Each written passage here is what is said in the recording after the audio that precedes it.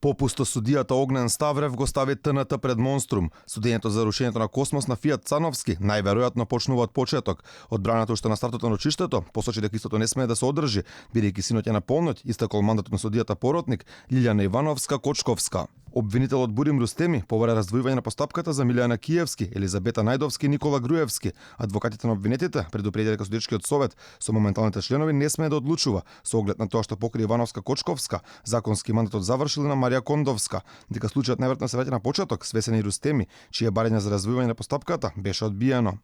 Ја почитуваме одлуката на судот и најверојатно ќе се започне постапка од почеток и ќе трае определен временски период.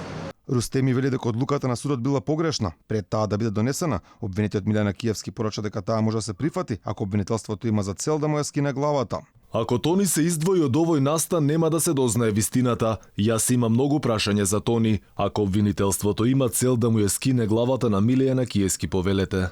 Тони Трајковски денеска повторно не се појави во судот. Неговиот адвокат Јовица Страшевски кажа дека неговата состојба била многу лоша. Поранешниот градоначалник на Газибаба едва е говорел. Синоќа повторно бил примен на ургентен, а утринава на неврохирургија. Страшевски порача дека очекува судскиот совет да констатира престанок на мандатот на двете судики поротнички.